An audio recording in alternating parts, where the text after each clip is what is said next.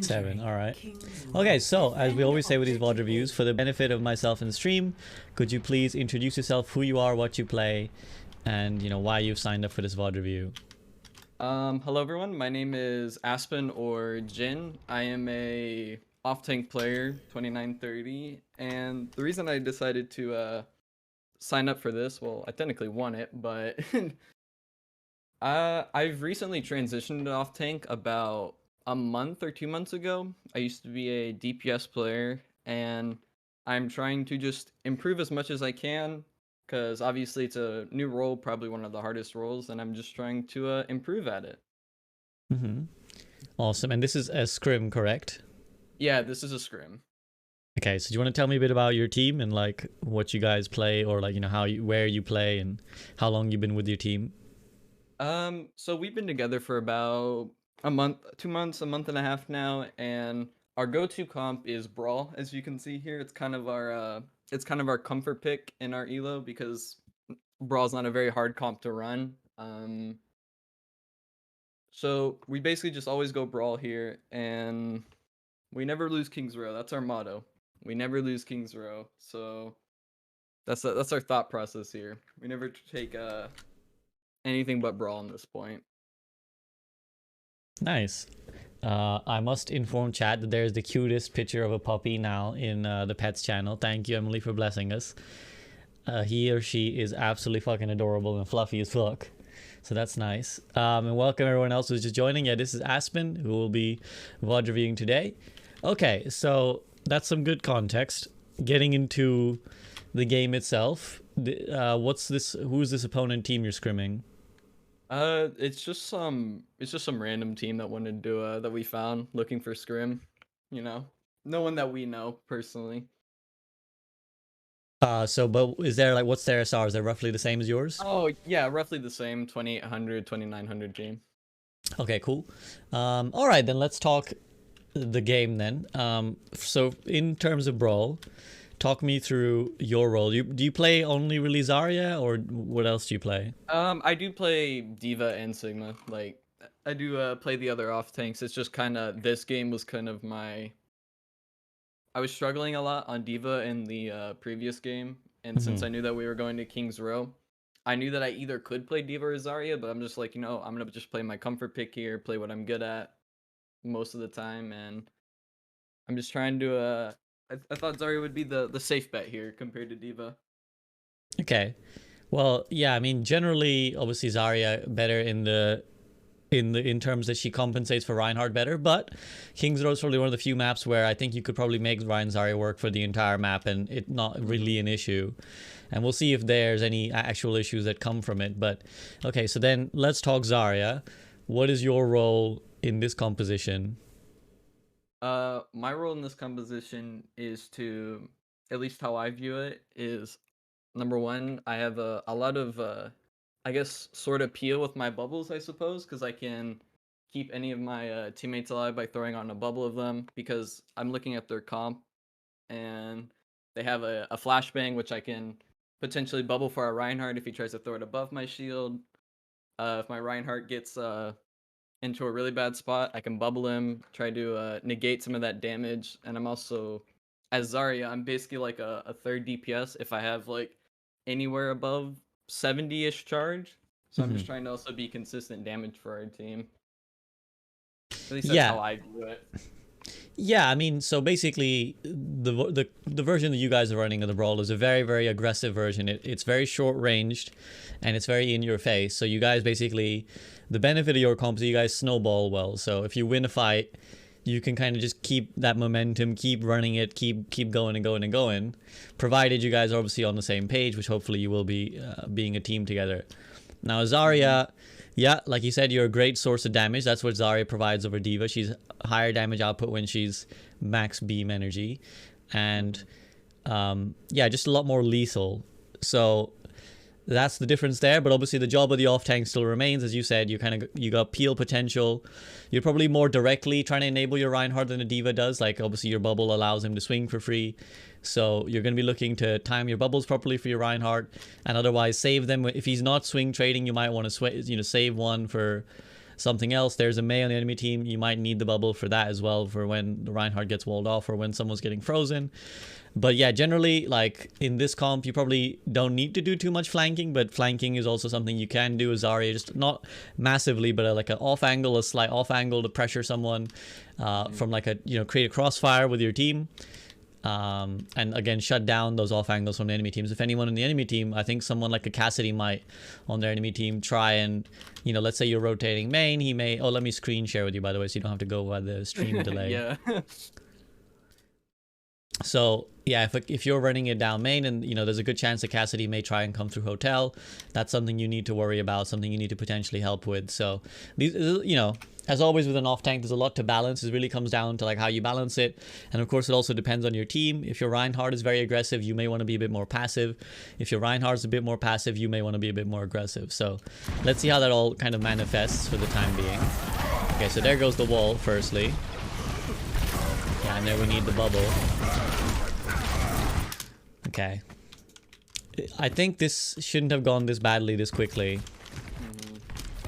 I think firstly your Reinhardt is a little bit ahead of the team, and I think you guys should have been potentially anticipating this, swinging around this statue here, because this is kind of, surely this is to be expected, right? You see the Mei, as well you're running the Mei, so you're probably going to try and do this yourselves.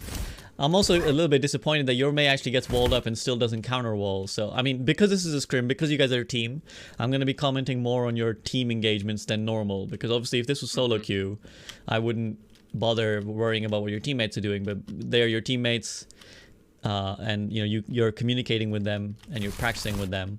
So your Mei, I think, should have counter walled to try and just buy some space. Your Lucio trolled a little bit, just kind of panicked and ran down. But of course, again, this is plat, so I don't necessarily expect you guys to be perfect on this. What up, everyone who's just joining OCD enforcing it? Any larger questions I'll talk about after the VOD review, but for now we're going to focus on the VOD review. So yeah, I think you guys should have been ready, could have swung around from here. And again, you want to be really tight when you're anticipating a Mei wall. Because obviously for this very reason, so you want to make sure you go through chokes very, very closely together. And also your BAP, yeah, I think could have communicated that he was going to immo. I mean, this is kind of basic. You should know if you're running a brawl mirror and they're running Mei, that if your Ryan gets walled off, your BAP jumps up and he immos, and you guys should know as well, like, okay, Mei wants to counter wall, we're gonna go around the wall. So this response is a little bit scattered because you see your Mei is trying to break the wall, you're gone here, your Reaper's gone there. So this is something you guys should really anticipate for. It's the most obvious and basic thing that could happen. Yeah, because they've been playing a lot of Mei during this scrim, and I've been like communicating to these guys like, hey, we need to be really quick when it comes to that Mei wall. And there's obviously like the reason I decided just to go through hotel was because one, it's the quickest way I can at least get to my Reinhardt, who I know is very low, and I guess that's another thing I struggle with is bubble management, because obviously I'm just transitioning into off tank, so my bubble management and my energy like efficiency is not how I want it to be. So I'm obviously the Mei wall definitely was kind of annoying to us this entire scrim. Well, a good tip generally is try and be the first Mei that walls. For that very reason, if you can split someone off, you're already at an advantage. You're going to force them to have to use an immo or something, and if you miss, you can always just disengage. You can always stop, right? You can always chill for a little bit and say, okay, we'll just wait until our Mei wall is back. So it's usually a good idea to try and be the first Mei that walls. And again, you guys are, yeah, so I want you to go together, because you could have been walled in this choke as well, potentially, but we'll see what, again, so your Reaper's kind of off-angling. Again, you could have been walled here as well, could have been walled here. You guys would need to be really careful. And that's a very fast slam. Yeah, see, I'm going to have to talk about the team engagements, because there's nothing individually that you could have done that would have changed this. It's about how you guys engage as a team, especially in this comp. So again, you should never be this far apart if you're up against a Mei like this. Your Reaper's here, your Ryan's here, a wall goes down here, for example, vertically. He's in trouble. Or they can push you guys. Like, he has 99 to slam, so your Ryan is there. This is a free slam here. Again, he can be walled off, so this is isolated that way. Then you guys, again, when you're rotating through hotel, there could be a wall right here. Like, this Mei is really kind of letting you off, because you could have just walled here. Because two of you went early, bam, a wall goes up now, what happens? Three of us get split from our team, and three of us are on one side of the wall, three of us are on the other side of it. Exactly. Which So you just really need to ends up make in a sure when you're collapse. yeah, if you really need to make sure that when you're rotating against this comp that you're doing it together, or you can rotate somewhere else rather than trying to go through these choky areas. You could try and rotate up their stairs and drop from here, which is this is a much more difficult angle for them to wall off, right? Of course, you could cross the gap with the speed boost, but also like if you drop from here, there's nowhere they could wall that would entirely cut you off. You guys can run all around it. So this pathing is basically what's costing you guys twice in a row. And now they have a huge ult advantage. As you can see, they have slam, they have window. So they're going to use the slam. It's not even a great slam. It only gets your BAP, but he's going to die, which is the problem. And again, your Mei is super late to wall. And you're just dead. Well, without your BAP, it's really going to be difficult to sustain in these fights. So it's a decent kill from your Reaper. He gets one on the trade. So that's maybe something you guys can work with. Not the best pick in the terms that like Cassidy probably one of the least impactful characters to kill here. But yeah, basically so far your engagements are costing you. Any questions? I guess it's more of a general question. Because I know a lot of people like to play Diva with Brawl. Obviously they're playing Diva with Brawl. I'm playing Zarya. What's like, would Diva have made much of a difference in this so far, or is it just like I think the first fight would have been boring? I think the first fight would have been better with a Diva because, again, the other benefit of the Diva in this situation is you can fly over the wall. So, we'll watch here. I just want to show the first fight again. So when this wall goes up, because rather than having to rotate all around, you just hop up here and you hard DM your Ryan. Now, your Ryan's also making a mistake, which is that he goes swinging in and then he has to back up in this awkward direction. So, and also you could have eaten that flashbang. So you can already see, like, this is why Diva's, she's so much better defensively that if you're losing fights that, you know, you're just, that's the thing with the Zarya version, right? You lose fights, it's the worst thing that could happen for you because you're not getting energy and you're not contributing to the fight, and one bubble is not enough in these situations.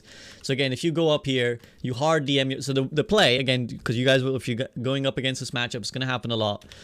You know, you're running this brawl mirror, your Ryan gets walled off, he should just hug the fucking corner, wait for his team to back him up. So hug this like corner, the BAP drops up immos if he needs, you drop up and you just hard DM on top of his face.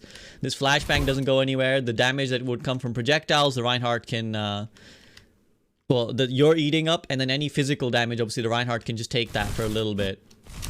So Diva, I definitely think, could have made a difference here. Whether it would have swung the entire outcome of the fight, I don't know, but it would definitely have been better than what ended up happening. So Diva's the more like defensive pick, Zarya is obviously the more offensive pick. Yes, Diva basically is much more versatile, much more like keeps you safe from many more things, right? Because there's also the potential that they don't run Brawl at all. That they run a comp that's completely different, that they have some sniper over here, or, you know, like a Hanzo or something, or an Ashe on the high ground. And someone will have to go contest that person, and it might not be possible for your Reaper to do it solo because that person has a pocket. Or again, if he, let's say he TP's up to the Ashe, well, she just coach guns him, or this Hanzo just one shots him. So it keeps you safe against non-brawl mirrors. And again, from these type of situations, from any weird switches, if they go Pharah, you can have an answer.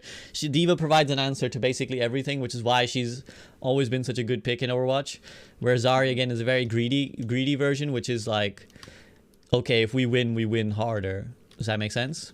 Yeah, I get you. Zarya is the more like high risk, high reward. Diva is very stable, pretty much throughout the entire game. Yeah, there's almost no situation where, especially, well, there's like very few situations overall where Diva's a bad pick, but when you've got a Reinhardt, there's basically no situation where Diva's a bad pick. Yeah. So yeah, I think the Diva, I mean, I'm not saying it's impossible to make it work. It looks like you guys already ran it through there. We went a little bit far. But yeah, the Diva, I think, would have potentially helped more. But again, if you get through, then the Zarya will show her benefits as well. Okay, so let's see. You guys have actually, this is better for you guys because they're kind of engaging poorly. You actually get the first wall off, which is great. And again, that's a good benefit. Again, here would have been great to just been able to hop over. Nice from your Reaper. Yeah, so you used ults and you won, so that's good. But you can see your 63 to ult, which is reflecting the fact that you haven't been able to really get into the fight. And I don't even think it's your fault per se. It's just that Zarya, obviously if you're dying every fight, you're not going to be able to build energy. So, okay.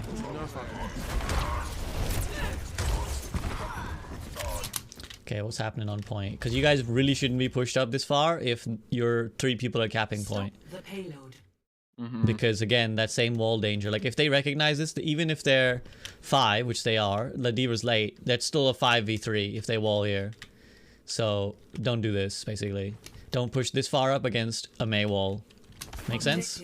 Yeah, because if this was like, if this Mei was a little bit quicker to notice that there's 3 of us here without any form of healing or our Lucio, we probably would have all died right here. Yeah, pretty much.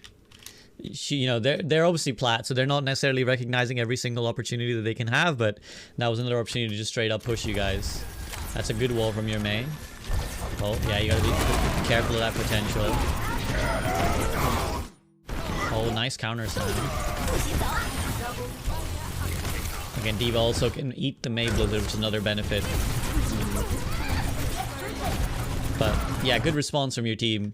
I think here you guys panicked. You should have like just LOS the High Noon here. I think I think it was quite safe for you to LOS the High Noon. I don't think you need to bubble your Ryan. This is a greedy bubble.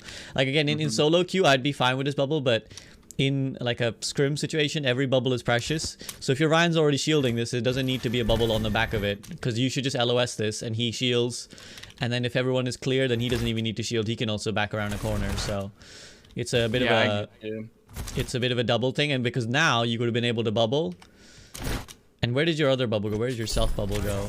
Let's have a look. I think I just flat out wasted it here. Yeah, you can't do this either. You can't do this either. So you can't like you basically have to be willing in these fights to play with low energy to start with, because when the engagement starts, like you can either bubble really early or don't bubble at all, right? So either you bubble like really early when you're out in here, like this is fine when you're so far deep, although you know you shouldn't be so far deep, but when you're not going to engage anytime soon, okay, we bubble.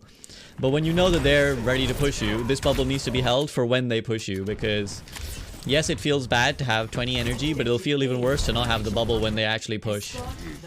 Yeah, yeah, I get what you mean. Yeah. And then here again, like this bubble could have been saved. Now when your Ryan's barrier goes down, you would have had this for the slam, so you bubble your Ryan. Now thankfully their Ryan actually goes for you guys, which isn't even a bad play, because there's 3 of you there, but then obviously he wasn't aware of the counter slam potential. I think your Reaper's doing a good job of making a lot of aggro. He like comes in from the flank a lot and draws a lot of aggro. So yeah, all the like sort of micro decisions that take place in like a scrim setting. I guess my thought process for the bubble on Reinhardt was that I was worried that his shield was about to get busted, and from the High Noon, so I wanted to bubble him just in case that was happening. But yeah, I get what you mean by it was kind of his shield had more health than I anticipated it was gonna have, so it was just kind of a waste. Yeah, and you are actually contributing to his shield being broken here by being in LOS at the High Noon. Like, do you know how the High Noon works? Yeah, because the more people who are stacked, but like if Reinhardt's in front of them with his shield up and there's like multiple people stacked behind him, that damage is going to count all the damage that he's locked onto, and his shield's gonna get eviscerated by it. Yeah, exactly. So right now the High Noon is trying to shoot him and you. So it's gonna rather than connect with you, it's gonna connect with his shield. So actually I think you, let's have a look. We can actually confirm the suspects. I think it's you, and maybe your back peeps a little bit as well. So again, this gets shut down for the time being, but you and the Reinhardt are contributing to this damage, which is why his shield. How much damage does this shield take from the High Noon? So it's 1600 right now. The cast comes around the corner. I think he only took like a couple hundred worth of damage from the other spam. Let's have a look. We really want to get into the nitty gritty to just explain this. Yeah. So we're gonna see. So it goes to 1444 at the moment of the draw. So he's only lost like 150. Bang bang. So you see, like they each did like 700. Because so if you hadn't been peeking, it would have been just 700, and he has another 700 left. But because you peeked, not only did your bubble like not get anything, although I suppose you could say your bubble ate 200 damage is worth, but still not worth the 700 extra or 500 on top that you provided by your presence here. So it's it's not worth the sacrifice of Reinhardt not having a shield in front of us for me getting some charge. Yeah, again, you can't play for energy in these engagements because they're all about the fight. So you can't like be using the bubble just for energy. You don't have that much luxury with your resources, right? Again, in solo queue, people won't punish you, so that's fine. Like, go ahead and do this kind of stuff. But if whatchamacallit, if you're in the scrim setting, every resource is precious again. So you need to make sure that it's on the right person at the right time. So this is what I meant about the Zarya comp though, because you're 80 energy, you guys can just easily roll these dudes. You just, again, you're being aggressive, you're walling first, so that's all great. Yeah, just leave your Lucio on cart. 5 of you can hold up further, that's great.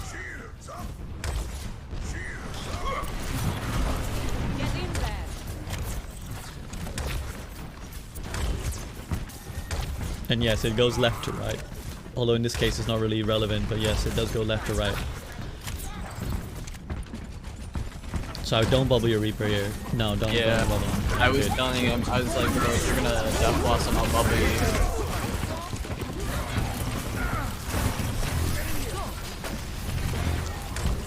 Again, wasteful with the bubbles and a little bit lost here. Yeah, very lost. I was very confused here. Yeah, I think you just get pulled in many directions. I'm not sure you know where everyone is. Again, this is like a panic bubble. He doesn't need it. Your BAP Emo's in a panic as well. The bubble should probably go on the furthest forward person, which is the Mei here. The Ryan's clearly fine if you just quickly assess the situation. The Mei is the only one actually doing anything aggro, so the bubble should have gone on her. Let's see if she dies. Yeah, she dies. So the bubble should have gone on her because she's deep. So if you ever find one of your teammates is kind of deep and out of position like that, then don't have to always bubble the Reinhardt, especially if he's not actually fighting anything. Again, don't need to bubble this early, like just save it. You were 395 HP. Let them at least try and shoot at you before you bubble, right? Yeah, I definitely do have a lot of I call them just scared bubbles, where I'm like, I'm panicking, I don't know where anyone is, I'm just looking at who's taking damage. Yeah, and that bubble is fine. I think, in fact, you could have even stepped into the to the fire strike here. Like, because this is so early, you're not going to engage right now. So I think you can even just step left, take the fire strike, get your energy. Because by the time, like in 8 seconds, when you're going to re-engage, or whatever, 10 seconds when you're going to re-engage, you'll have it back. My Reaper kind of messed me up here a little bit. I didn't know I said, hey, if you're gonna death blossom, I'll bubble you, just tell me. Like, all you gotta do is tell me, and he teleports high ground. I'm looking at him the entire time. Did he tell you? He did not tell me that he was gonna do this. Also, he could have just stopped when he saw that they were engaging in high nooning. I think he should have just chilled. Because he gets found out quite quickly. So I think the rest of you make a good decision, which is disengage.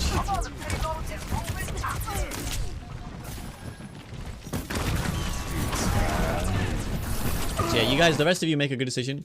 Don't need to immo. Again, you guys are quite wasteful with your resources. If you're kiting away, you don't need to immo. Your Reinhardt shielding you guys back. If the call goes out to go back, you don't need to waste your immo. Now you really have nothing because you're down a player and you don't have the most important cooldown arguably. So you guys should disengage now. You shouldn't hang around if you lost a player. Good. Their wall actually was scuffed. I think they could have punished you here. I think they wall fought really far behind you. Yeah, I heard the wall and I was like, oh shit, I hope that's not right behind me. Yeah, because if that's here, you guys are in trouble. But it's okay. Does your Mei have her wall? Yeah, she can also just wall to make space. I don't know why she doesn't. Tell her that's something she can do. She can just wall here and then you guys can disengage cleanly. So lots of little things to talk about. So again, your Mei had plenty of opportunity to just disengage with the wall. Now you're fine though. Now you're back. So you could actually engage together. Your Reaper's back. You could actually just go in with beat or something. That D.Va wants to, eat your grab, but I think you can get it. I think you should have just grabbed, to be honest. Yeah, that's another thing I'm trying to work on more, is just not holding my grab on for as long as I do, which is something I've been told a lot, is I'm not very proactive with my grabs. I'm very reactive, Well, yeah, I mean, this is even a next level beyond that because you literally have not used your grab all game. And I think everyone else has used at least one. They're coming up on their second. You and your Lucio, actually, I can see the second to last numbers ultimates used. Does your Lucio beat here? Let's have a look. Oh, he dies first. So both of you guys are kind of trolling a little bit. But yeah, if you see a D.Va... So in old Goats, Matt, I don't know if you played Overwatch when Goats was a thing. I did actually used to play Zarya and Goats back in the day. So the number one like sign of like this is easy grab time is when the D.Va would be bombing. So I think here there's really no reason just to like grab the D.Va and the Cassidy and get 2 kills because they've been isolated. You're 1v2. If you can win the 1v2, there's no reason your team shouldn't win the rest, right? Even if they lost their Lucio, there's no reason because Lucio without B isn't even that significant anymore in this fight. So if you can just kill these 2 players with a grav. Also, you don't need to step out of here. You could just spin and stay in cover. Like this, the range of the beam would have been fine. But yeah, if you grab here, you just roll. And I think actually you would have caught the BAP and maybe even locked the Rhine behind the wall. Let's have a look. If you just grab when you get into position, we'll see here. And this is good that you went for a little off angle, right? Slightly miscoordinated with your team who've kind of engaged while before you're ready. But still, if you just grab this right now, yeah, I think you lock their BAP up probably as well. Maybe even pull him in. Easy 2k, 3k, you carry this fight because the D.Va gets... Think about it this way as well. The D.Va is a free kill. You're just getting a free kill and denying her remake, right? Yeah. Because she's going to remake now and she's back as a 500 HP character, 600 HP character. Whereas you could have just stopped all that. Yeah, I definitely could have probably killed at least 3 people here in hindsight. It's just... And if you're going to play Zarya, like you have to go for these plays. That's the thing as well. Like, you know, we talked about it being the aggressive version. So if you're not going to be aggressive, there's no point. Like you have to try and just be the carry sometimes because that is what the Zarya players expected to do in these situations. It's just like carry fights with her damage. You didn't even need this bubble. So actually you were 90 odd energy without having even needed to use your bubbles. You can literally 1v6 this team. Like at this point, you grab these guys, you kill the Cass, you kill the D.Va and the BAP, probably with just right clicks. That leaves the Rhine, the Mei, and the Lucio, and you have a bubble, and they have little HP left. You literally could have killed every single person in this team if you had just grabbed and held your bubble. This here is the argument for why you could justify picking Zarya, is this kind of situation exactly. The D.Va can't do that. She can land a big ball maybe, but that requires a lot of like coincidences to go her way. Here you literally could just kill everyone if you tried.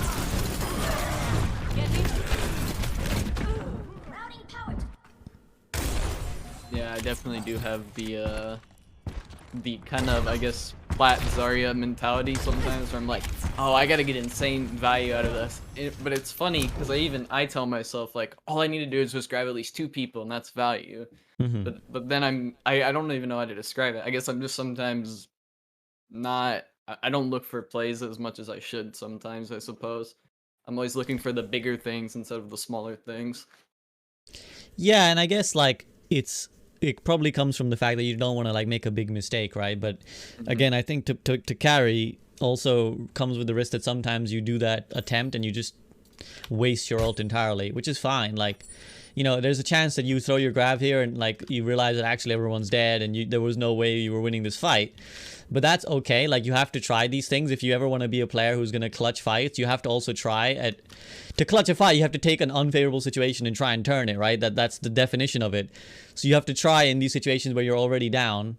And that's a risk because obviously you're already down, meaning you have to do a lot of deadlifting to get it to equal and then go from there. But that's what a good player has to do. So if you really want to like, you know, if you want to climb, it's a good policy. If you want to play Zarya in this composition, it's a good policy. And if you just want to be, you know, a more impactful player, it's a good policy.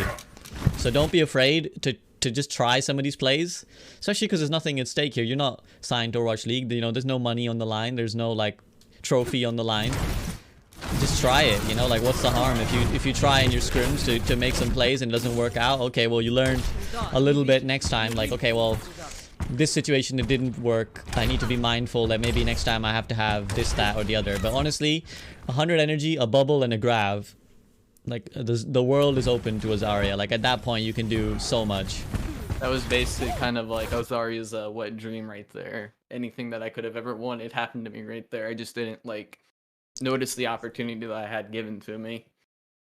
Yeah, and again, that's where good players, you know, like GMs and top 500s, they know exactly what they can do with what cooldowns, right? So that's what it comes down to. Is like if you notice that you're 100 energy, their diva just bombed, and you have a bubble, in your mind already those things should like combine to say go time.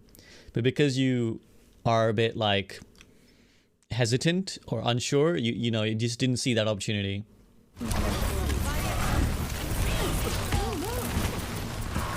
And here also, by the way, your team was already in before you came, so again, this is just like a complete no-no. There should be no reason they're this deep before you're even in the fight. But anyways.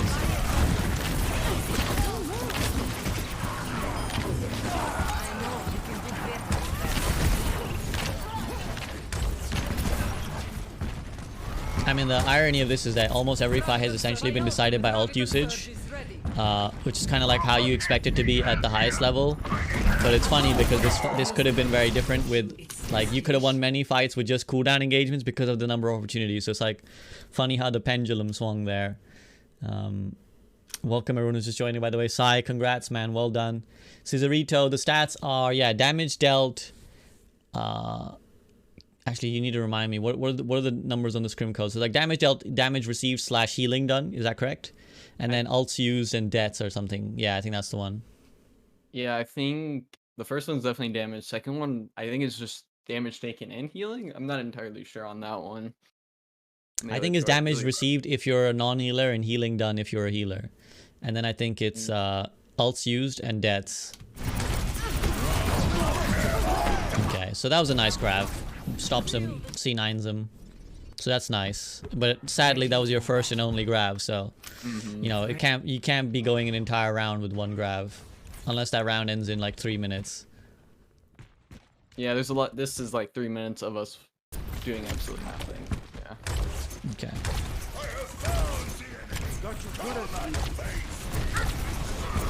Yeah, so you gotta be patient with your bubbles. Your Reinhardt's letting his entire shield just break. He needs to not do that.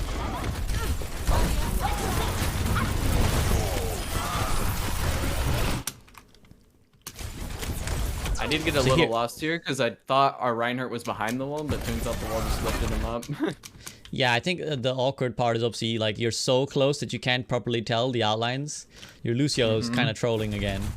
He needs to not. He's trying, I think, which is good. He's trying to like make plays and wall ride and boot people around, but he doesn't need to be this far up ahead of the team, and he should definitely not be like. This is why, you know, wall riding is helpful because you can see a better picture of the fight a little bit. But he's like literally just in front of the Rhine half the time. Here he goes. Look. He's literally just in front of the Rhine. Did he even amp? No, he just... Yeah, he's just trolling.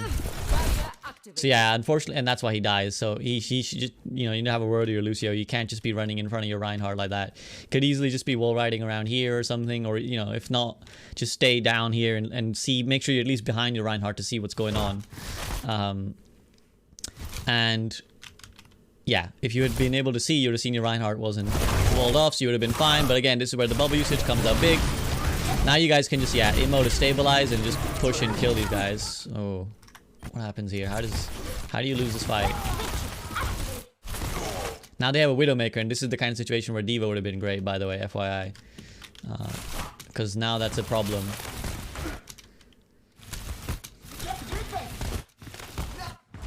So your Rein, basically, I think the reason you lose this fight is your Reinhardt goes in and then just like starts shield upping. Like in the immo, he just needs to keep swinging and believing in his BAP to heal him, because he like lets all his resources go and he lets them just stabilize for a little bit, and then he just stood there in the middle. So like for the last 6 seconds after killing the Rein, he literally did air. So he needs to just like have a little bit of faith and make sure as long as he's in the immo, he's still like being aggressive. Or if not, play cover somewhere. So just get to this, or, you know, either disengage or engage. It's like kind of crossing the road, like we say, you know. You don't stand in the middle. You either go the other side or you stay on your side. So that's why I think you lose this fight. Either it's the hold W or hold S. Yeah, like there's nothing to be gained by just standing in the middle of nowhere as Reinhardt. So, okay, so you do a good job. This is again where Zarya thrives. You have a lot of energy. Nice wall as well from your Mei. Nice. So good job from you and your Reaper and your Mei. Again, be careful here though. They have a Mei. So you can't do this.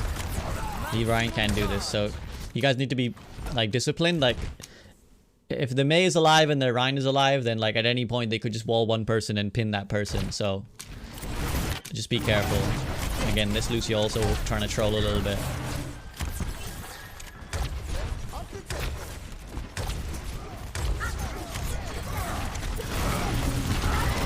And your Reinhardt, his shield is always like near broken by the time the fight starts. Can't be doing this.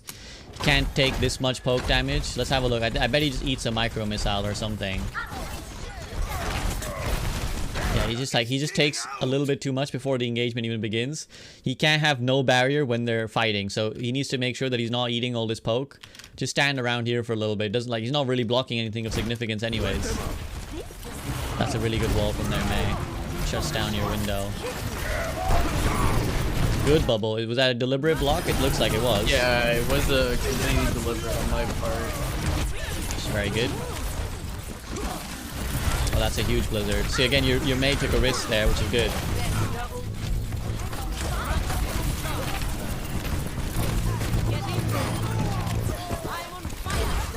So yeah, there you go. See, another good example of like just turning a fight, believing in the power. Like if you have resources, you can turn a fight, and you know a blizzard is a resource. So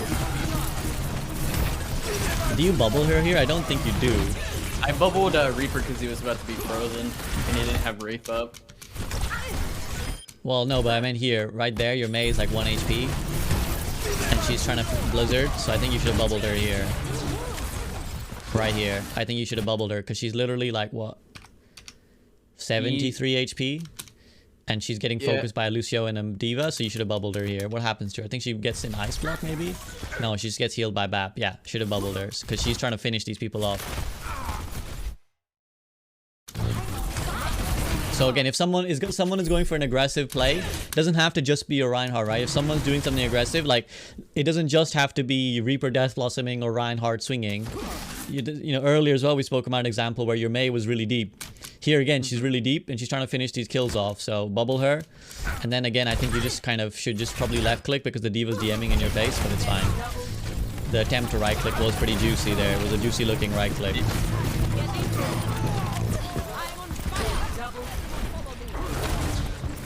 So now having killed the Mei, hey, go ahead.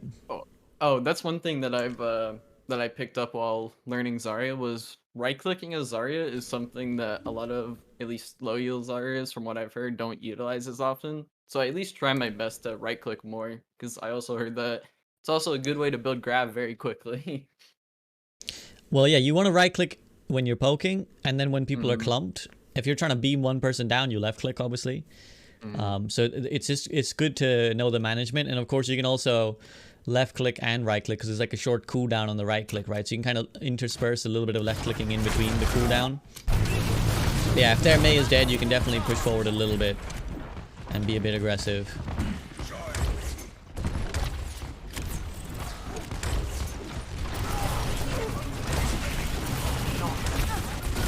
So yeah, we're gonna have to look for a grab here.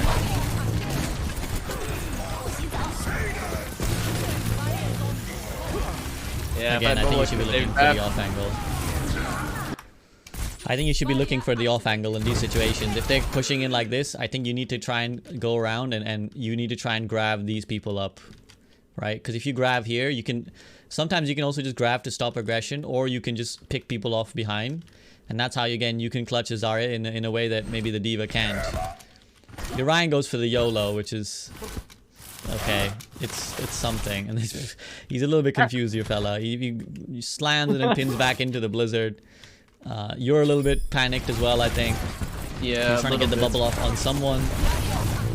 Because I saw BAP throw Immor, so I just automatically assumed that he was in that immortality field for some reason, and then I'm just sitting there looking at him like, oh shit. So again, your Reaper goes for a play. He goes Death Blossom and he kills their BAP. Once again, you found, you know, with a bubble, with a lot of energy, with a grab, and not using it. So, again, this is the perfect case in point of, like, this is how you clutch a fight. So they're pushing... I mean, this bubble is egregious, by the way, because they're running on top of you, and you bubble here. Like, you know... What do you think they're doing? They're coming to push you guys, and you're bubbling for energy at 80 already 80 energy. So this is already like a giant mistake in terms of like cooldown management. You cannot like, and then you have to run away because obviously you step forward to eat this damage for no reason, right? So again, you should have been full HP. You should have had a bubble. Should have been around 70 energy. This blizzard goes down immediately. You should be around here. You can be first target, immediately go for the BAP, kill him before he gets up and he gets an immo, and then we can grab these 3 guys up if we want and prevent any follow-up. And then let's see what would have happened, right? Let's see what would have happened.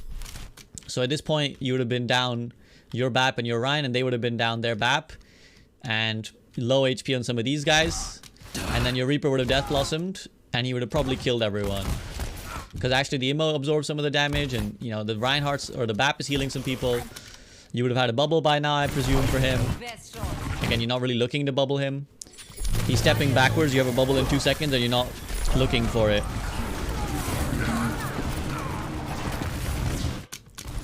So like here, you've got 1 second, he gets booped back, you should take a step back and be ready to bubble him potentially. Instead, you don't. And again, you've still got another bubble here, so again, if you had gotten into this fight properly, you could have still sustained for a little bit longer. So, yeah, just, again, you need to run now, by the way. Like, both you guys need to run. Okay, you're very lucky they fucked up the wall. But does that all make sense? Any questions?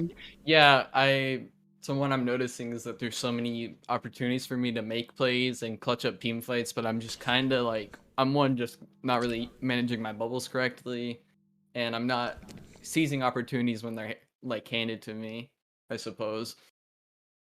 Well, it just feels like you're waiting for someone else to do the stuff. It just waits like it's like you're waiting for the team to tell you to engage before you go for the easiest of grabs when it's it's a perfect convenient time. Whereas you need to make the decisions for yourself sometimes to say, I think this fight is winnable, I'm going to grab. Because your teammates are doing that, right? Whether correctly or incorrectly, at least they're trying. Your Reinhardt tried to YOLO and slam. Your Mei tried to Blizzard, and she successfully Blizzarded to turn the fight earlier. Your Reaper tried to make this Death Blossom work. You're the only one, at least in the front line. I don't know about your supports. I haven't really focused on them too much. But you're the only person of the front line who's basically just chilling. Like, look at the ults used, right? You've used 1. And your Ryan used 3, your Mei used 4, your Reaper used 4, your BAP used 4. I mean, obviously, some of them should definitely outstrip you. Their divas use 6.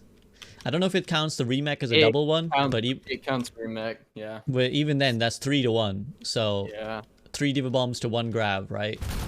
And even if you even it out now with your own grab, yeah, that's fine. I'm fine with that. Just wait out the beat and then you guys can go.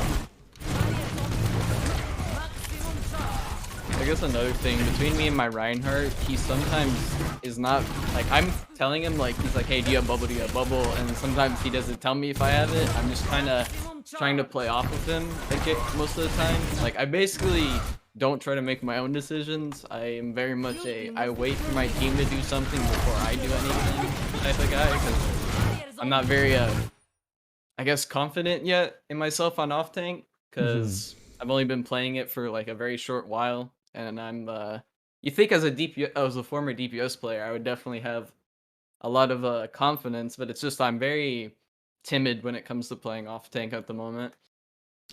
Well, I think, a lack of confidence usually comes from like a lack of knowledge or like a confidence in the knowledge. I don't know if you're unconfident in yourself as a player, but I think you're probably just like, oh, I don't know what I should be doing on off tank, which is why you should be paying attention to these things. And if you understand these things, you'll know the triggers of when you should and shouldn't engage. So again, the thing you're looking for in these situations is resources, i.e. cooldowns or shield HP or stuff like, or, HP. These are all resources and ults.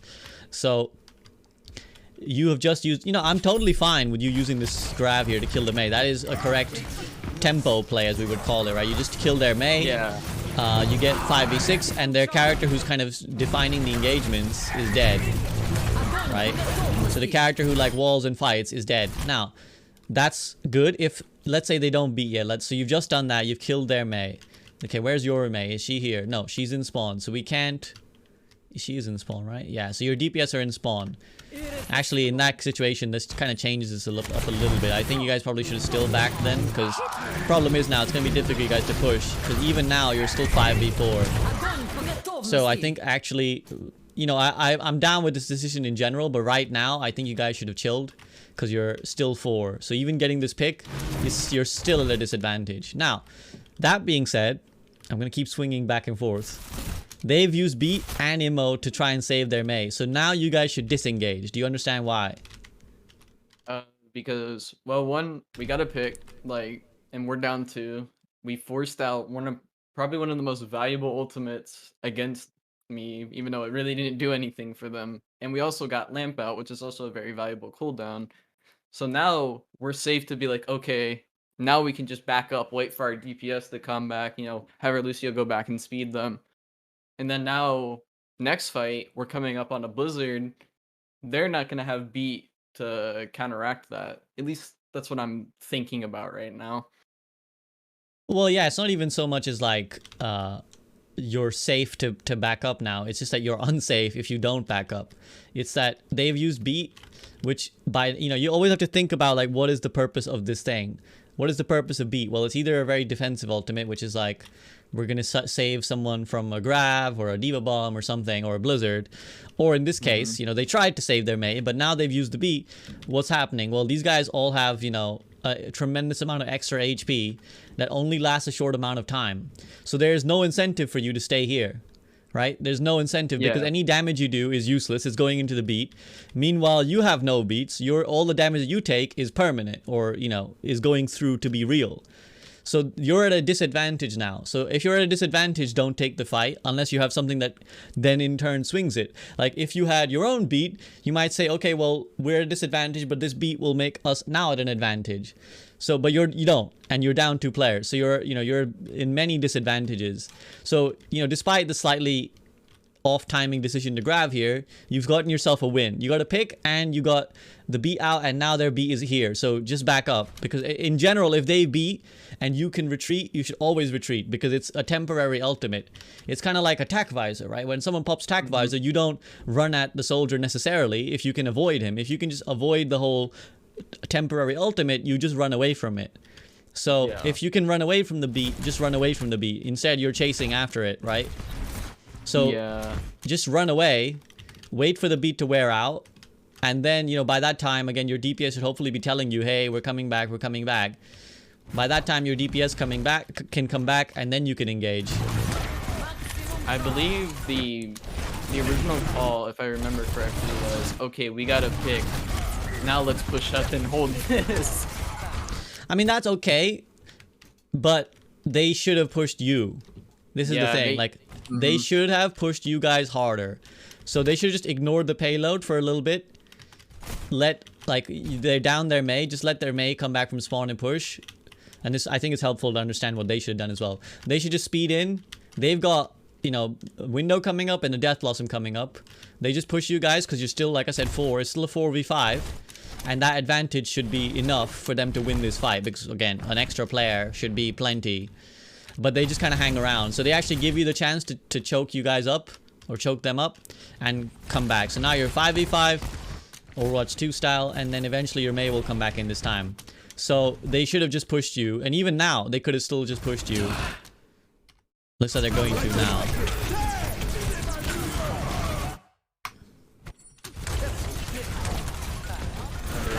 Weird bubble for me. Sorry, what was that? I guess that was another one of those bubbles where it's like, I'm also in a really bad habit, as you can probably tell, of, you know, I like to think 80 charge is still pretty good on Zarya, but in my head, I want that juicy 100 charge, you know what I mean? So I'm willing to, I guess, waste my bubble for no particular reason right here. Like, yeah, again, this is so yeah, this is the greedy bubble again, you know. The as I call it, egregious, as chat likes, but yeah, the greedy bubble is the more normal way of referring to it. It's just completely unnecessary. You're already 80 charge. You don't need to. The 20 extra will not really achieve anything compared to what having a bubble to block damage will achieve. Everything about this is wrong. Like everything about this, you shouldn't be here in the first place. You shouldn't be peeking them like this. They're speeding and you're still not really seeing that, and you're not backing up. They run forwards at you guys. You know, you use your bubble early, which then means you don't have it for the Death Blossom. You know, you're forced to beat an immortality. Your Reinhardt's gonna die. So like everything about this is just like you guys have made a bad decision, basically. And I think you should just disengage now. Your Lucio just needs to stop doing whatever the hell he thinks he's doing. Like I think he thinks he's like playmaking by trying to go for beeps, which you know, in a way is good. Look, this guy's also trolling. So both Lucio's trolling. That's balanced as all things should be. You know, you can make some really nice disruptions as Lucio by booping people at the right time. But that right time is not when like 5 of them are running it down and your Reinhardt is dead. That's the time to retreat. He needs to remember that he's also the only person who controls the like engagements in going like in and out. So if your team is trying to retreat and he's YOLOing in the front line, your team can't retreat. He needs to just like, if you're retreating, he needs to be the one in the middle of all you guys speeding you back. Because another thing, we are very lucky that they went for our Reaper instead of pushing 2 of us. Yeah, because the other thing is I was going to add is that your energy is a resource, right? So that's something that your team should bear in mind. If you have 80 energy and you can get that out, now I know they changed the charge so it decays a lot faster, but even if you can start the next fight at 30 energy, that's big because then, you know, you can hold your bubbles. And when you bubble even one person, you're up at 70 now. So now you're back at, you know, lethal Zarya range. So if you can even give 30, you know, net energy, let's say you're leaving at 80 and you start the next fight at 30, that's plenty. You think it was their non-commitment to either choke in the corner and hurt them? No, the fact that they committed to that choke was the problem. They committed before they were ready. Like they were ready they were fighting in that choke before their whole team was there.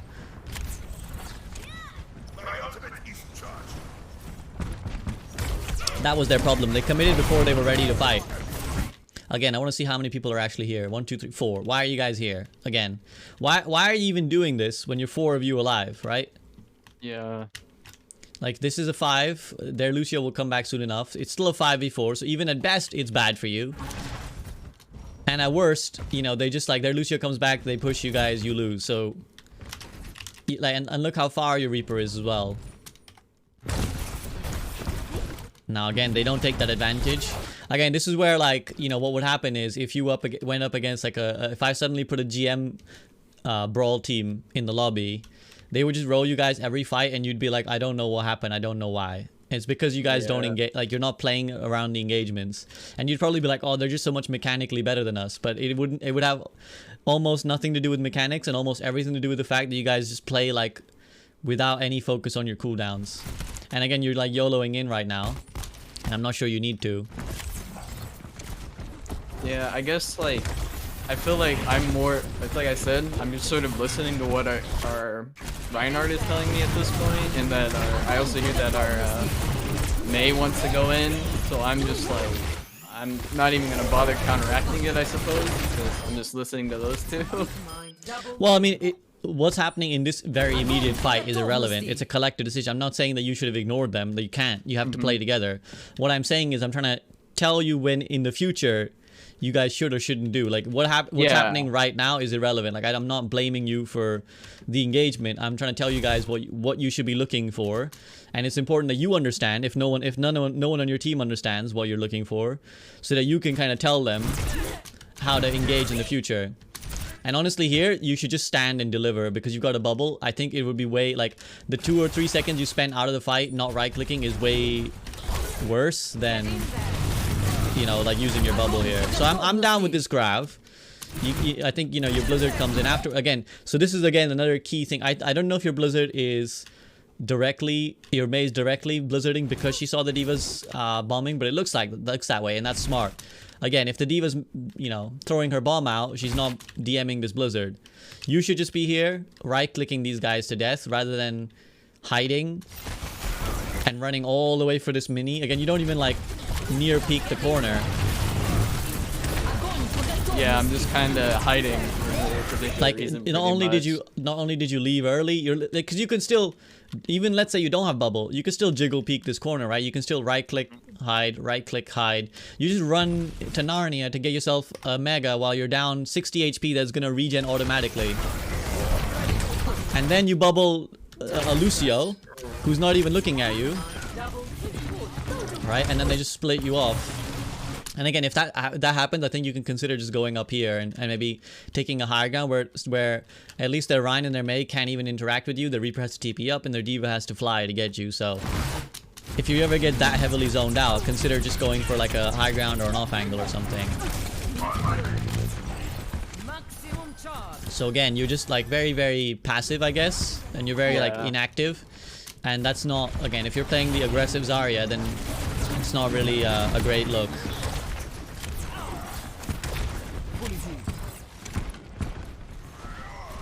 Again, yeah, this is where the right click, you know, you're talking about. This is where you should be just spam right clicking. Although you went a little bit too deep with your position, so you actually had to bubble. So again, here, I don't know what you're looking at. I don't know what I'm. Yeah, me neither. No excuse. You should just be here, right clicking this corner, so that when they run around it, you're just getting some free shots off.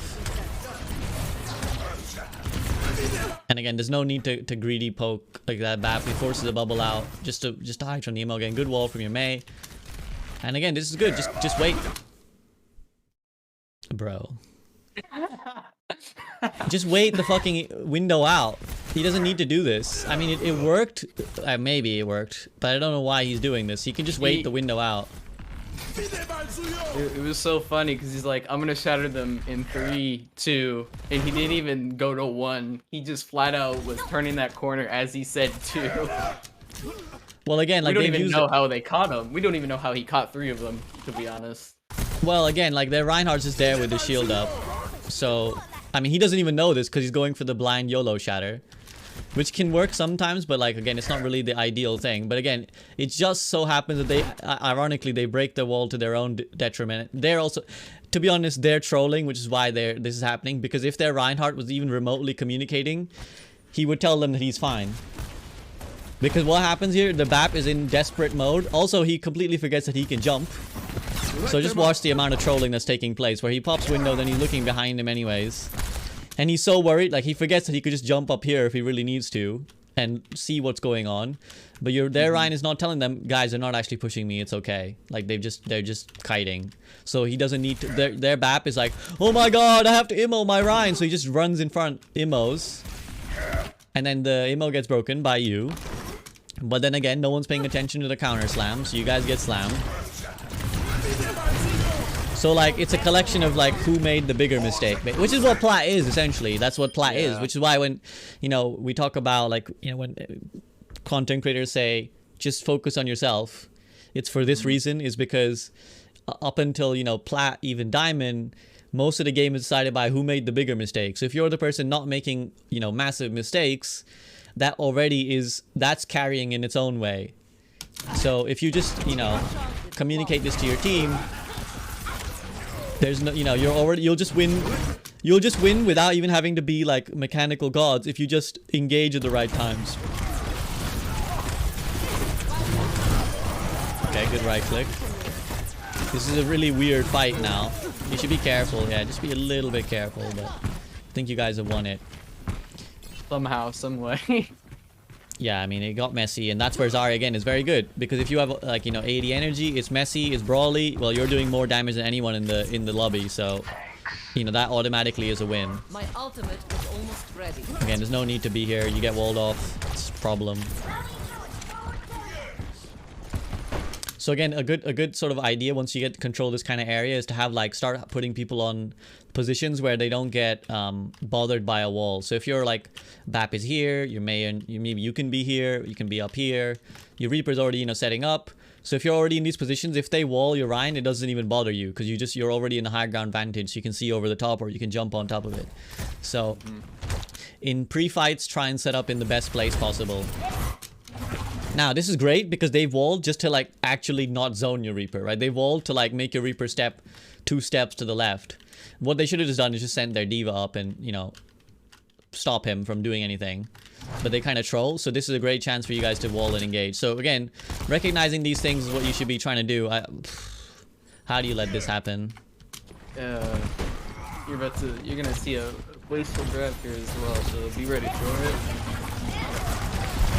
Best shot. Again, when they're running at you like this, what do you think they're trying to do? You know, like this is my question to you. Like what is it in your, because I want to understand your mental picture. When you see them doing this, what do you think they're trying to do? They're trying to snowball onto us and literally just run us down. So like so when you see this, like this picture, what is your mind the response? I either want to.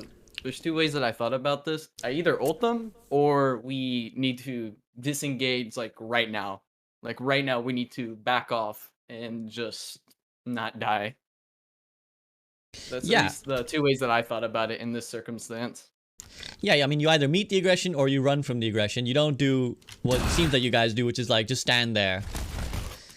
And again, you could grab, but you can't with their diva around. It's too much. It's too big of a risk, right? So that goes out the window. So either you guys YOLO or you run away, and you do neither. Just stand there and you just bubble there and stand there. So it's like, you know, you individually messed up, your team messed up. I think you should just walled and fought them because they used their walls that had no response. So like, I think you just wait for them to step past the payload and you just wall, or like either you wall here at this angle vertically. And you know, when one or two of them come through and you fight, or you just wait for them to step past the payload, wall. So if you wall now, it's just maybe the Reaper or the Rhine, or the Reaper and the Rhine, and then half of everyone else is lagging behind. So you just free kill the two guys. You guys are just, I don't know what you're doing, just hanging around. It's still winnable, actually. This fight is still winnable, by the way. I think you can still turn this fight.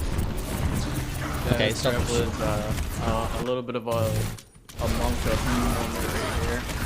It's not even the timing, it's just that you grab the Rhine and just like shoot his shield afterwards, right? So Yeah. like, I think once you grab the Rhine, you see it's just the Rhine, it's like, uh-oh, either I run or I try and kill something else. I think if you step forwards, I think at this point you just hard commit. So you just step forwards, maybe you can pick the BAP off, maybe you can pick the diva off. But this fight was winnable, I think, even when you lost 2 players. I think if you just coordinate with your Reaper, this fight is winnable. Yeah, he did a... Because I was watching him when they're engaging initially. I saw him run into their backline. I'm like, okay, are you gonna blossom? I'll bubble you. I guess me and him we weren't really on the same page much today. No, but if he's not, you know, you need to watch. I mean, there's no reason you guys shouldn't be communicating, but you can also watch, hopefully, and see that there's a Reaper in their backline, and he's gonna try and something, and you can see and hear that he's death blossoming, right? And sometimes it's okay to grab just to stop someone pushing you. Like, that's totally fine. Like, you just grab. These guys are, you know, locked in position. That gives you a bit of time to go do some stuff. So I think I should have again, just left these guys and tried to go help him when he's yeah, like focus what he's focusing. Again, I think like if you spot that their divas, like, because right now their diva's doing this, you can grab here as well now, right? So you got to be looking for these opportunities to like turn the fight. So you spot their, if you spot their diva in Narnia like this, you know, there she goes. I can see her turned away. Bam, grab goes down here. It might even save your Reinhardt. Does your BAP use him well? What goes on here? We were also staying on heals on Lucio, so I guess we couldn't disengage as quick enough as we wanted to. He unfortunately put it too high. That's unlucky. That happens sometimes. It just like gets caught on the railing. But even then, like, your Lucio has beat, you know, like, I don't know what you guys wait for. They don't have a grab even, so it's not even like he's like, I'm saving it for their grab. What are you waiting for, Lucio? Like, they're death blossoming, they're pushing you guys. If you're not beating now, when are you beating? So this fight was completely winnable if you guys just, you know, recognize, again, your opportunities. So again, try and learn the ebb and flow of... Oh, did you get out? That's pretty miraculous if you did. Just try and understand... I'm gonna send my health pack here. Yeah, again, you can call that out. So just try and understand the ebb and flow of these fights. Again, be careful. They could just wall you. Okay, that's a huge pick. You just go off of that.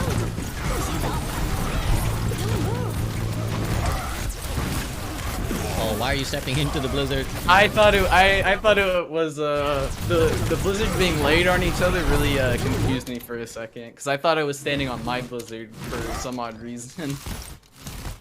I got very lucky here. I'm also pretty confident, but I'm actually not 100%. So chat, correct me if I'm wrong. I think once you step out of a blizzard, you can't get frozen if you step back in. I'm not 100% on this, but I feel like that's how it interacts. Either way, you could have been... Your maze touching, you're not touching. So, you know, there's no benefit, again, to being in the middle of the road.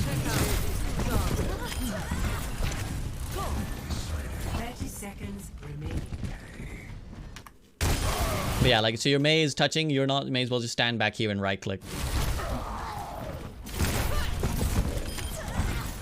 I have a theory. You think you can still get frozen?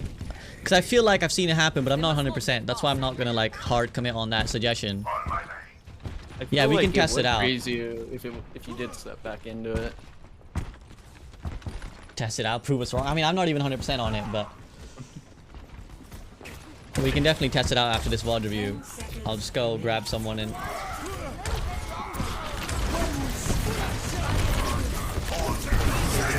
Oh, okay, that's a miscoordination. 10 seconds. Yeah.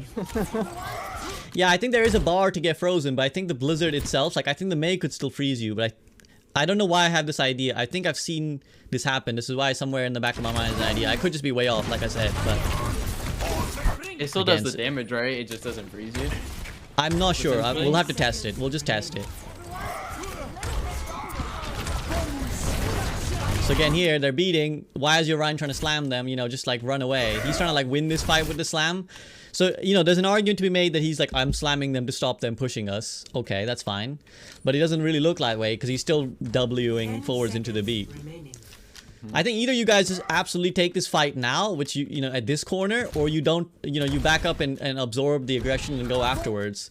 Like, this is again the worst of both worlds, where he's like, he's out in open, getting pushed, trying to hard hold the corner. He doesn't need to hold this corner. They've already beated. So you just back up. You can play back here till the last bit where your cover is. Again, just wait out the beat. And yeah, unfortunately you miscoordinate the wall and the slam. But even then, I think you guys should win this fight now. I mean, I think, but we'll find out. Again, what is this bubble? He's running away. I thought he, knowing how Diva Bomb works, I thought he was like gonna somehow get flipped by it. Well, okay, well that's just a perception issue because in that one frame I could tell he was fine. Okay, well you guys win, and you 25 kill streak shows that you lived a lot. So, I mean, I think the biggest thing is you just need to understand, like, your mechanics look pretty good. You were tracking really well. You were doing a lot of damage when you had energy. The problem is just you don't know when to engage and disengage. Like, you guys as a collective, and you don't know how to make a play, basically. You don't know how to, like, swing a fight for your team. So again, look for, it all comes down to looking for, like, cooldowns and opportunities and resources. It's like, they don't have this. We have this, therefore we can win. That's literally all it is. That's what GOATS was. GOATS was just like the extreme version of this. Brawl, like the Brawl is basically like the Brawl mirror is a MOBA in a way. It's like, what cooldowns can we force out that will give us an advantage? And GOATS was just like, we want to force them to use their cooldowns before we do, and then we go. Or we gonna go with our cooldowns first. So if you just understand that they have used Wall, that they've used, again, in this case, they don't have a Zarya. You know, if it was a Zarya, they've used Bubble, or if in this case, like, they've used Immo. Okay, we can go. Their Ryan has low shield, we can go. Okay, we don't have shield, we can't go. They're beating, we gotta back up. So, like, that's literally all it is. Does that make sense?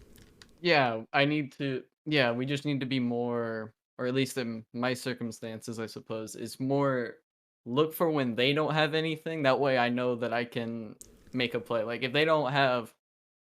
one thing that I've tried to do a lot on Zarya is track Diva DM, because I have been playing a lot of Diva. I at least know the cooldown to a certain extent. Anytime that she doesn't have DM, I'm always like, do I want to grab here? But I'm still like, it's like I said, I'm still very timid, and I don't make a lot of plays. I'm very much I'm reactive and not proactive, pretty much.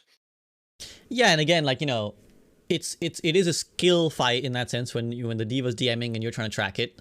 So, you know, that's fine. I mean, it didn't really felt like you ever tried to get it through the Diva. You kind of just went, you know, only when the Diva was like dead or stuff like that. But, or you went, you know, I think 2 or 3 grabs were basically around the corner, which is good, before anyone was really set up, right? There was the grab in the spawn, there was the solo grab on the Mei. And that's, you know, like half your grabs basically.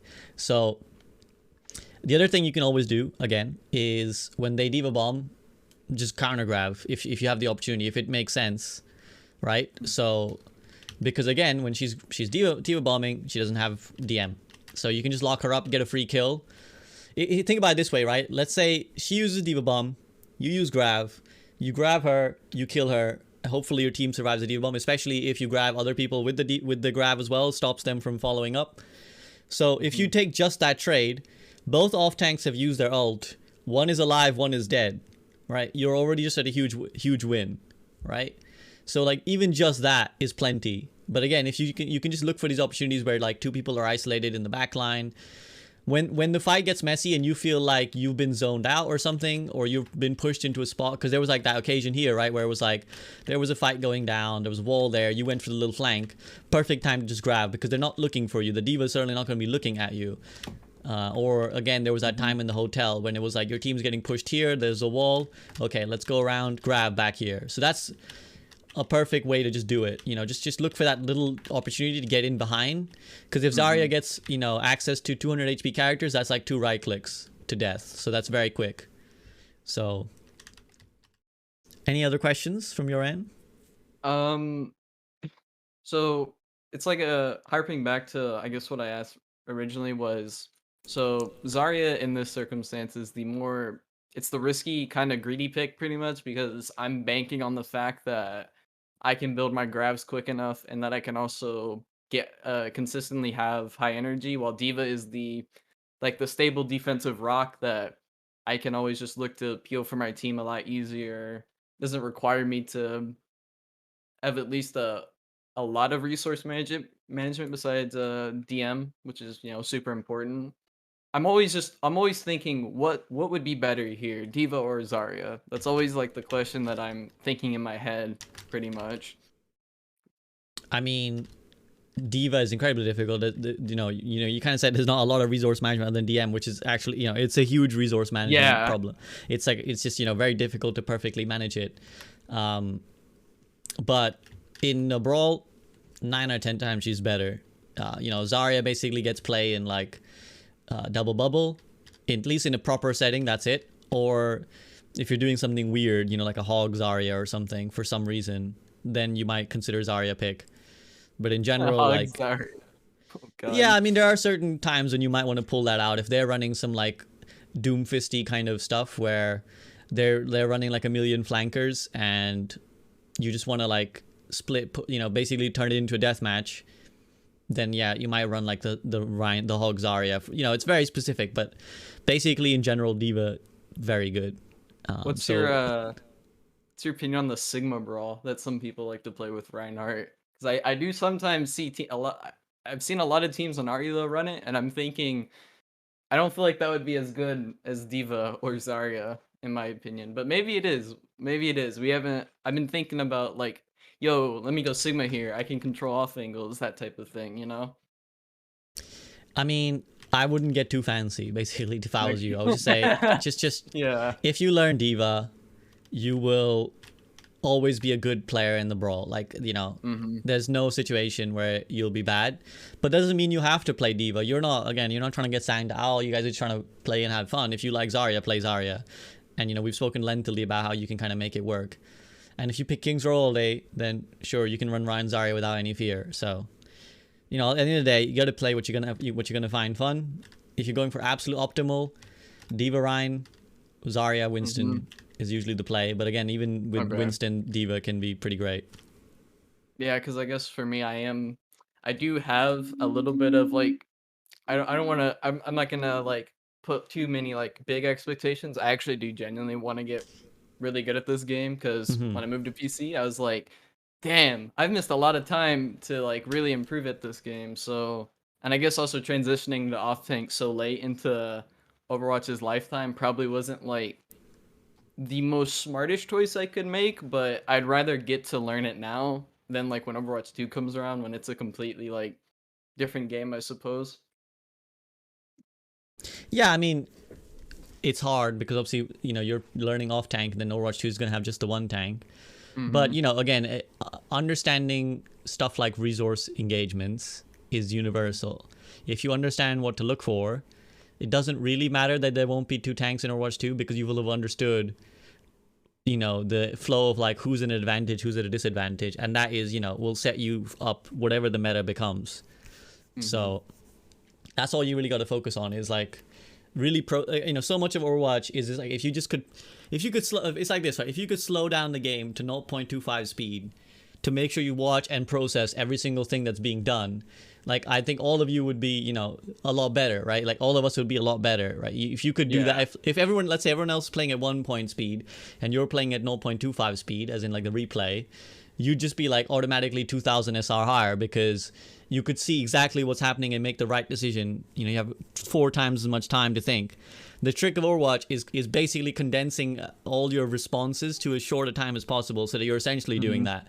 That's why when you watch like really high level players, it feels like the game is faster somehow because they're processing things much quicker. They see like one person out of position, and again, this is where collectively a higher rank helps because all of them see the same thing. Sometimes, in the middle ranks, it can be confusing because one person sees the thing, the other people don't see the thing. But obviously, the better the team, the more likely it is they all see that, oh, their Mei just walled, like here, when their Mei walled your Reaper and he just stepped around the corner. At a high elo, they would all understand that they've just blown their wall and now we're going to wall them and fight. Like it wouldn't even need to be said. It would just be like, oh, they used their wall, let's go. It would be like, it's literally muscle memory. It's like, this person, it's literally just like those, it's like small things pretty much. Like, it's like the smallest like mispositioning, the like poor cooldown management can easily just be the difference between a won fight and a lost fight, from what I'm getting at.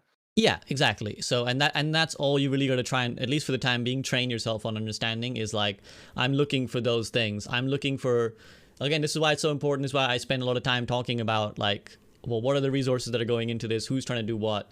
Because once you know that, okay, well, they've just used the key resource is going to help them win this fight. Let's go. So that's all you really got to look for to start with. Like, you don't need to worry too much about like, am I tracking properly and like, am I doing enough damage? Like, if you guys just engage the collective and if you understand, because again, if you understand the rest of your team doesn't, you can be the shot caller and you can say, now we go, now we don't go, blah, blah, blah.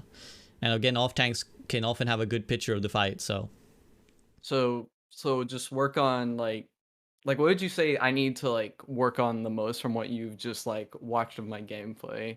At least in terms you of personally Zarya. need to like look to make a play. Like you can't just sit there and let your team do everything, and you're just there. You're just existing in the game, which is what a lot of people do, and that's why a lot of people end up stuck because they're like, I'm playing SVB and I'm like average energy, 60 energy.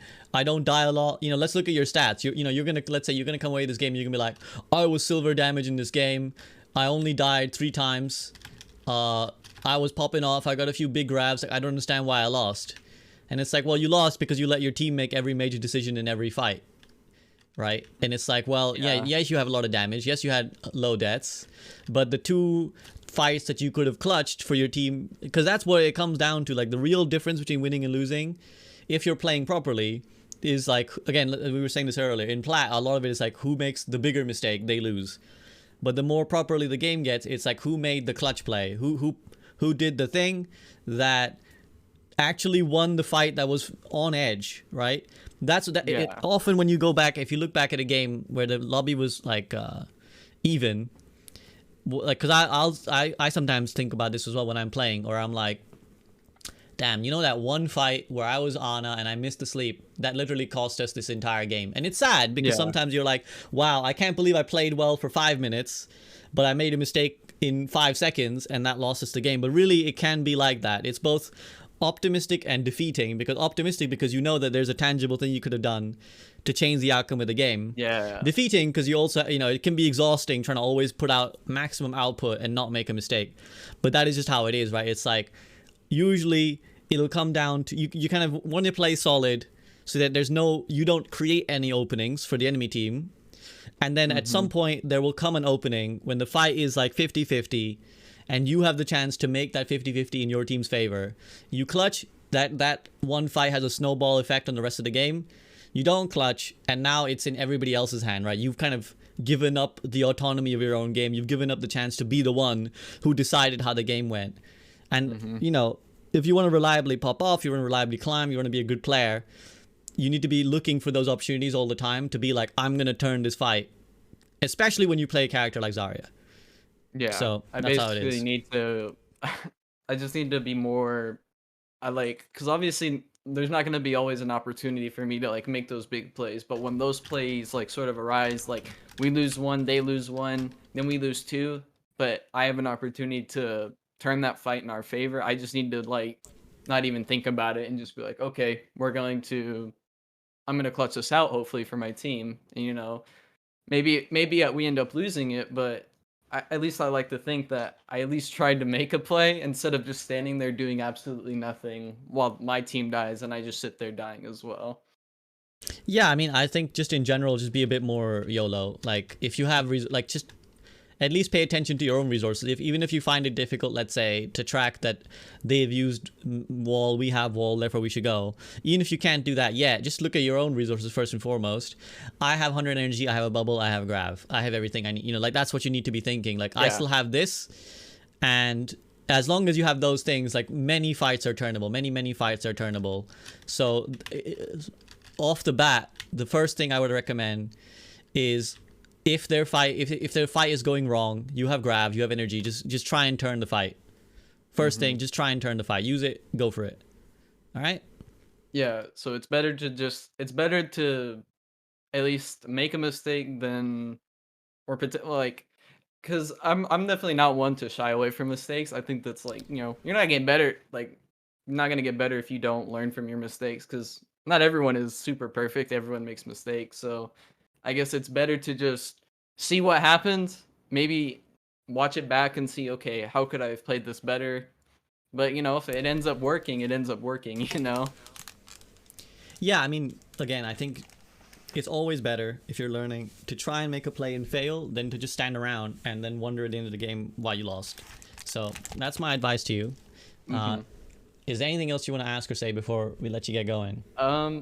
I just want to say that I really appreciate it. I really appreciate the help, because, you know, learning off tank's very hard from what I'm gauging at. Definitely harder than DPS in my opinion. And I now understand how tank players feel now. You know, I understand what it's like, and I just appreciate this help, because now I'm very bad at least right now, gauging my own mistakes, because like, in hindsight, I'll be like, I should have done this better. But it's just like it's usually those really small, like, macro decisions that I can't seem to pinpoint. You know what I mean? So I just like really appreciate it, and, you know, I'm definitely gonna continue to watch the stream after this, because good content. No, thank you very much. I hope it helps. Let us know how it goes, and thank you for putting, you know, your VOD on display, and you know, being criticized in front of people is not easy. So thank you for that. And yeah, I mean, I think, you know, on the other side, I think you play really well in general. So it's just like that part is good. You're stable. You know, you got a stable foundation. We just need to kind of push it now. So yeah, hopefully I'm like it goes well for moldable you. clay. I'm like moldable clay pretty much right now on off tank. I just need to add a few things, learn a few things, and I'm pretty confident that I'll be able to at least. I'm gonna at least this season. I have at least till the end of Overwatch 1. I at least want to try to hit masters on off tank. So, you know, who knows? Maybe I'll use some of my channel points later on and get another VOD review. Who knows? But Sure. I'll definitely let you know how it goes. Yeah, let me know. Good luck with your journey, and thanks for joining. All right, yeah, I appreciate it. Thank you, man. All right, see ya.